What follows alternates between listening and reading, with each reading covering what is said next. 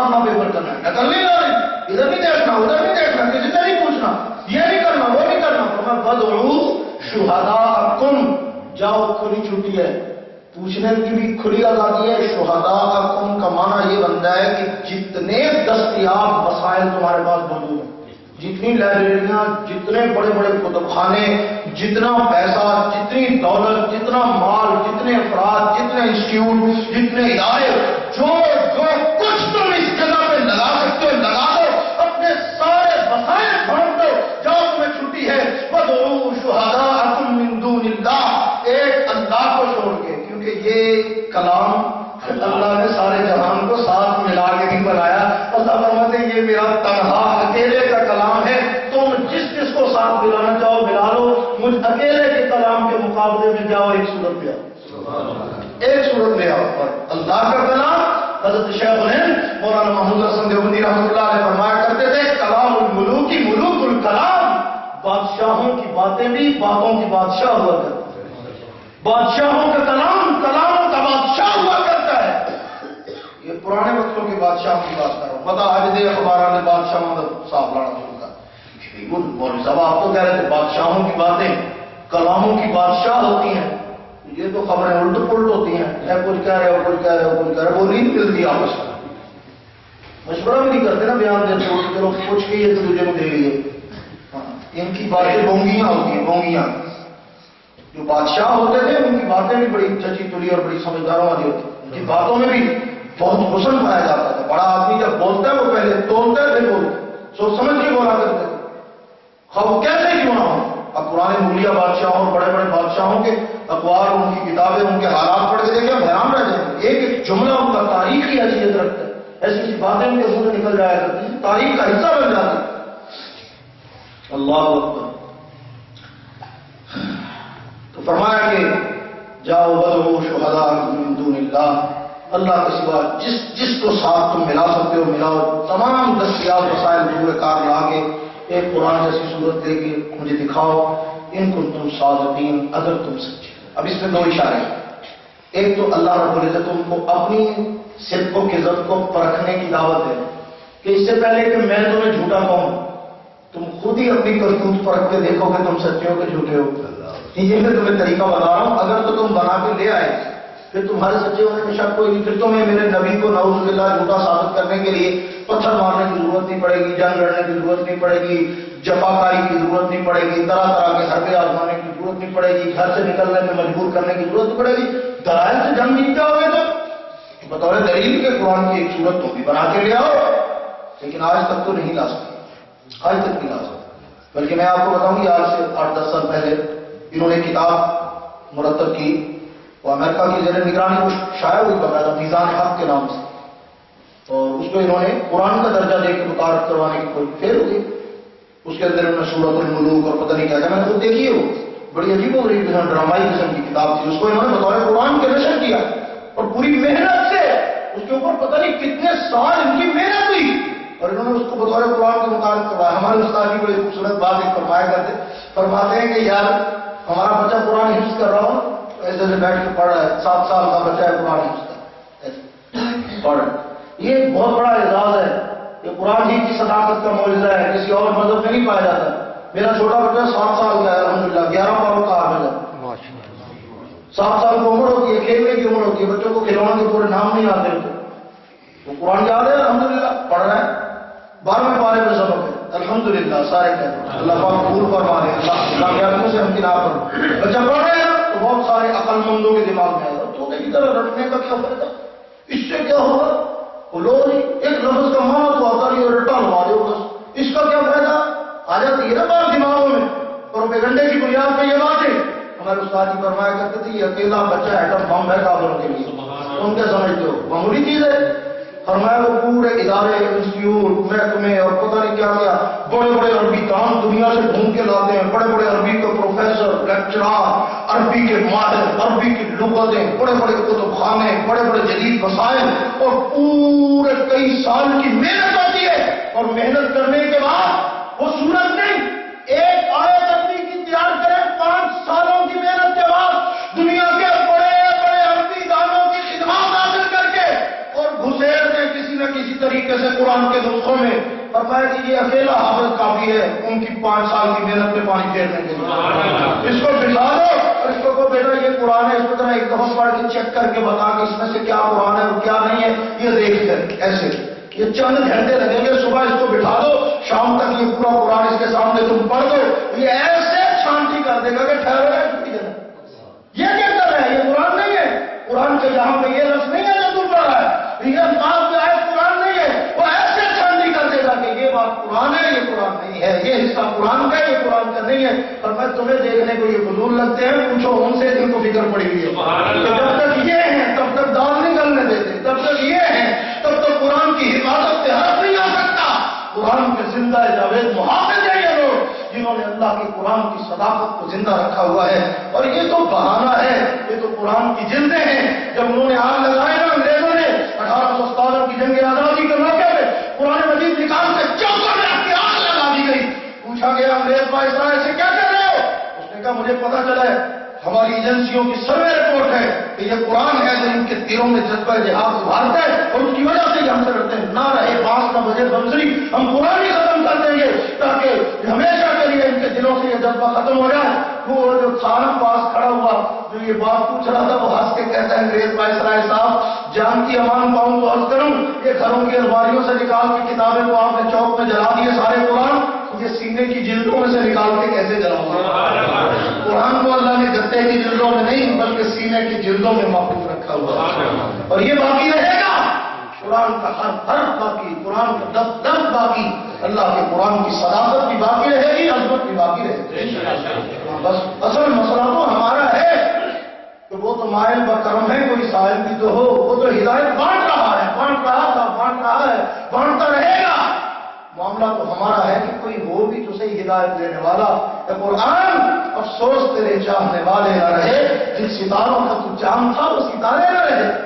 قرآن تو ہے، پڑھنے والے کم ہو گئے. قرآن تو ہے، سینے سے لگانے والے نایاب ہو گئے. قرآن تو ہے لیکن اس قرآن کو ہدایت کا ذریعہ بنانے والے، اس قرآن سے فیصلہ لینے والے، اس قرآن سے اپنی خامیوں کا حل تلاش کرنے والے، اس قرآن کے آئینے میں اپنی زندگی کی روشن راہیں تلاش کرنے والے، اس قرآن سے کامیابی کا پتہ پوچھنے والے دنیا میں نہ رہے. میرے دوستو، یہ کامیابی کی ضمانت کتاب آج بھی ہے لیکن کوئی فائدہ اٹھانے والا بھی تو ہو. اللہ ہمیں توفیق نصیب فرمائے گا. ان کنتم صادقین، اگر تم سچے ہو تو پھر یہ تجربہ کر کے دیکھو، ایک صورت بنا کے لے آؤ، تمہیں خود ہی پتا چل جائے گا کہ سچے ہو کہ جھوٹے ہو. اور یہ چیلنج بڑا عجیب سا ہے، عجیب سا ہے نا. مطلقاً پوری دنیا کو چیلنج کیا جائے ہر رنگ و نسل کے پر، لیکن جو آگے بات کی وہ اس سے زیادہ عجیب ہے. فَإِنْ تَفْعَلُوا وَلَنْ تَفْعَلُوا، یہ تم سے ہو نہیں سکے گا، یہ تمہارے پاس کی بات ہے. اور پھر کہا لن تفعلوا، ہرگز نہیں تم بنا سکو گے کوئی صورت.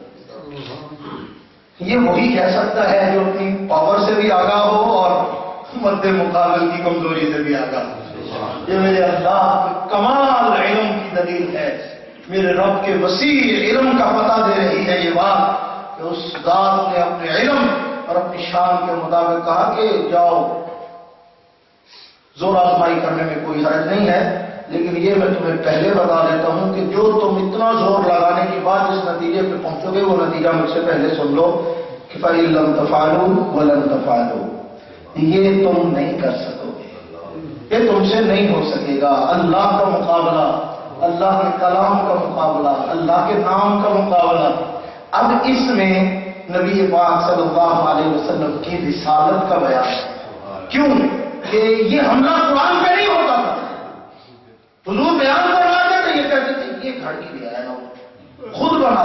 اب یہ شک قرآن پہ نہیں ہو رہا، یہ شک حضور کی صداقت پہ ہو رہا ہے. اور اللہ قرآن مجید کا ذکر کر کے حضور کی نبوت اور رسالت کی صداقت کا اعلان کرتا ہے. تم نے حضور پہ حملہ نہیں کیا، تم نے گویا کہ میرے کلام کی صداقت کو نشانہ بنایا. میں اپنے قرآن کی صداقت کا زندہ جاوید محافظ بنا رہا ہوں. لیجیے، اگر تم سچے ہو تو لے آؤ، لیکن لا نہیں سکو گے. جب لا نہیں سکو گے تو پھر خیر خواہی سے تمہیں مشورہ دیتا ہوں فاتقوا النار التی، ڈر جاؤ اس آگ سے، جانے دو، پھر میرے نبی کی مخالفت نہ کرو. قرآن کے مقابلے میں بلا وجہ زبانیں نہ کھولا کرو، قرآن کی صداقت کے خلاف باتیں نہ کیا کرو۔ اسی لیے علماء نے یہاں میں لکھا ہے نتیجے کے طور پہ کہ یہ آیت بتا رہی ہے کہ صداقت قرآن کا انکار بڑے ہولناک انجام سے دوچار کرتا ہے۔ یہ بتا رہی ہے یہ آیت کہ جو لوگ اللہ کے قرآن کی صداقت کا انکار کرتے ہیں ان کا انجام اچھا نہ یہاں اچھا ہوگا نہ آخرت میں اچھا ہوگا، بہت خطرناک انجام ہے۔ اسی انجام سے ڈرا جائے، فاتقوا النار التي وقودها الناس والحجارہ، تو ڈر جاؤ اس آگ سے کہ جس کا ایندھن انسان ہے اور پتھر۔ کیا ہے؟ اس کی دو وضاحتیں لکھی ہیں علماء نے، پتھر ہیں۔ فرمایا جس طرح ہم کوئلے سے آگ جلاتے ہیں تو ایک اشارہ تو یہ بھی ہو سکتا ہے کہ خود ہی حساب لگا لو کہ کوئلے سے جلنے والی آگ اتنی سخت ہوتی ہے تو پتھروں سے جلانے والی آگ اتنی سخت ہوگی۔ کوئلہ تو نرم ہوتا ہے، ہلکا پھلکا ہوتا ہے، پتھر کو جلا دینے والی اور پتھر کا ایندھن استعمال کرنے والی آگ اتنی خطرناک ہوگی، ذرا سوچو۔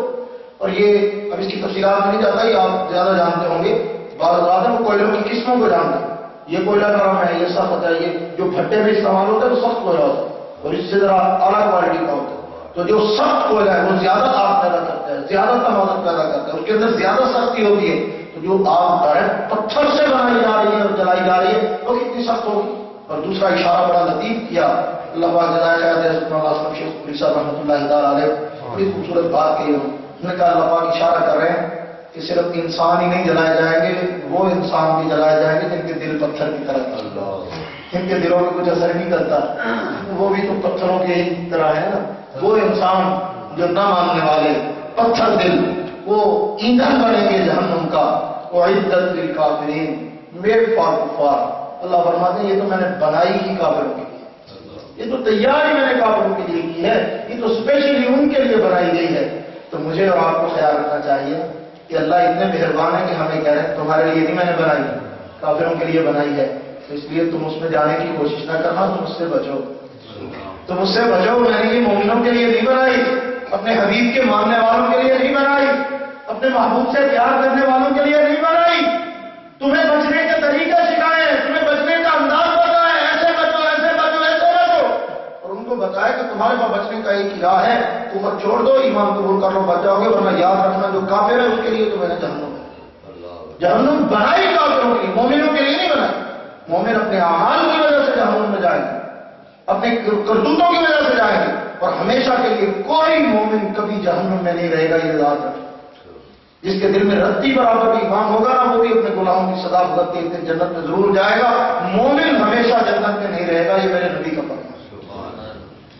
بہرحال کوشش ہماری یہ ہونی چاہیے کہ ہم سزا والے چکر میں بھی نہیں پڑیں، ڈائریکٹلی جنت میں جائیں۔ اللہ پاک ہمیں ہر تکلیف سے بچا کے جنت میں دے جائے، بغیر حساب کے اپنے حبیب کے صدقے اللہ نے جنت نصیب فرما۔ اب یہ قرآن مجید کا خوبصورت اسلوب ہے کہ اپوزٹ بات، جہاں روشنی کی بات کرتا ہے وہاں اندھیرے کی ساتھ کرتا ہے، جہاں جہنم کی بات کرتا ہے وہاں جنت کی ساتھ کرتا ہے، جہاں کافروں کی کرتا ہے وہاں مومنوں کی ساتھ کرتا ہے۔ اس بات سمجھنا سمجھانا آسان ہو جاتا ہے کہ یہ حسین اسلوب ہے اللہ کے کلام۔ یہاں بھی یہی ہوا کہ قرآن مجید کا انکار کرنے والے کافروں کے انجام کی بات کی تو ساتھ ہی آگے کی ایمان والوں کے لیے نعمت اور خلاف بھی کر کہ ان کو بتلا دیا کہ دیکھ لو نہ ماننے والوں سے یہ سلوک ہوگا تو تم ڈارے نہ جانا، سن کے میں تمہیں بتا دوں تمہارے ساتھ بھی آئی سلوک ہوگا، کیونکہ تم تو ماننے والے ہو۔ وبشر الذین آمنوا، فرمایا خوشخبری ہے ایمان والوں کے لیے، وعملوا الصالحات، لیکن ایمان والے وہ نہیں جنہوں نے مومنین کرام کا ایک لیبل اپنے ماتھے پہ لگا رکھا ہے۔ وعملوا الصالحات، جو ایمان والے تو ہیں لیکن ساتھ میں اعمال کا لحاظ رکھتے ہیں، اعمال صالحہ، نماز، روزہ، حج، زکوٰۃ، خیر خواہی، لوگوں کے صدقات، خیرات، لوگوں کے ساتھ اچھا بولنا، اخلاقیات، عبادات، تسبیحات، جو عبادات کا، اعمال کا، اچھے کاموں کا خیال کرتے ہیں، ایمان بھی ہو اور ساتھ اعمال صالحہ بھی ہو۔ حضرت سفیان ثوری رحمۃ اللہ علیہ فرماتے ہیں ایمان کی مثال ایسے ہے جیسے چابی، اور اعمال کی مثال ایسے جیسے اس چابی کے دندان میں، خالی چابیاں بازار سے مل جاتی ہیں چابیوں والوں کے پاس، کتنی لڑکی ہوگی، آپ ایک چابی لیں اور تالے میں داخل کر کے شروع ہو جائے نہیں کھلے گا، لیکن جب اس پہ دندانے ڈالے ہوں گے اور بالکل اس تالے کے مطابق ڈالے ہوں گے بس ڈالنے کی ضرورت کھل گئے لاؤ اوپن ہو گئے۔ بالکل اسی طرح ایمان کے ساتھ جب اعمال صالحہ مل جاتے ہیں تو جنت کی چابی بن جاتی ہے، پھر ایسے جنت کا راز کھل جاتا ہے اس بندے کے لیے، آسانی ہو جاتی ہے۔ تو فرمایا کہ آمنوا وعملوا الصالحات، ایمان والوں کے لیے، اعمال صالحہ کرنے والوں کے لیے خوشخبری ہے۔ اللہ جی کیا خوشخبری ہے؟ فرمایا ان لهم جنات تجری من تحتها الانہار، ان کے لیے باغات ہیں۔ کیا ہے؟ باغات ہیں۔ گفٹ دیکھیے اللہ کا، ان کے لیے میرے باغ نہیں باغات۔ اور ویسے بھی یہاں ابھی آپ کو مزے کی بات بتاتا ہوں، اللہ نے کوئی بات بھی پرچون کی نہیں کی، تھوک خزانوں کی بات ہے نا، بڑا خزانے والی ذات ہے، وللہ خزائن السماوات والارض، تو اپنی شان کے مطابق اللہ نے کوئی بات بھی سنگل نہیں کی کہ ایک ایک دیا خبردار ہو گئی ہے۔ جنات باغات ہوں گے، ایک باغ نہیں ہوگا، باغات ہوں گے، کس چیز کے ہوں گے کوئی پتہ نہیں، بے شمار نعمتوں کے لدے ہوئے باغات ہوں گے۔ تجری من تحتها الانہار، ایسے کمال کے ہوں گے ان کے نیچے سے نہریں بہ رہی ہیں۔ اس کا بھی اپنا ہی منظر ہوگا، جنت کا تو ہم تصور بھی نہیں کر سکتے اس کے حسن کا، کیسے اس کے نیچے سے نہریں ہوں گی۔ علماء نے اس کی دو وضاحت لکھی ہے کہ ممکن ہے ایسے ہو، ورنہ تو حدیث پاک میں ہے کہ کوئی عقل ایسی نہیں ہے جو جنت کا تصور کر سکے کہ ایسی ہوگی، عقل سے زیادہ حسین ہے۔ جتنے حسن کا ہم تصور کر سکتے ہیں نا، اس سے آگے جنت کی خوبصورتی شروع ہوتی ہے، جہاں ہماری عقل کی بس ہو جاتی ہے۔ سمجھ رہے ہیں بات؟ تو علماء نے لکھا ہے کہ اس کو مثال دینے سے، سمجھانے سے اتنا کیا جا سکتا ہے کہ یا تو ایسے ہوگا کہ دونوں طرف ان باغوں کے درخت ہوں گے ایسے جھکے ہوئے اور درمیان میں نہر چلتی ہوگی اس کے نیچے سے، یعنی دونوں طرف کے درختوں اور باغوں کے نیچے نہر ہے۔ اور یا پھر ایسے ہوگا جیسے وہ ملکہ بلقیس والا محل کا معاملہ تھا کہ اس نے نیچے سے نہر کا حوض بنایا ہوا، اوپر شیشے کا فرش بچھا ہوا تھا کہ چلنے والے کو یوں محسوس ہوتا تھا میں نہر کے اوپر چل رہا ہوں، فرش پانی کے اوپر چل رہا ہوں۔ ایسا خوبصورت بدوری قسم کا فرش تھا اور بڑا بہترین قسم کا۔ تو ہو سکتا ہے ایسا ہو کہ باغ ہی اللہ پاک نے ایسے بنائے ہوں کہ شیشے کا فرش اور نیچے سے نہریں بہ رہی ہوں۔ اللہ کے ہاں کیا چیز ناممکن ہے؟ اور فرما دیا کہ باغات ہوں گے جن کے نیچے سے نہریں بہ رہی ہوں گی، کلما رزقوا منہا من ثمرۃ، ان کو اس میں سے رزق دیا جائے گا، پھلوں کا، فروٹس دیے جائیں گے، کمال کے فروٹ ہوں گے۔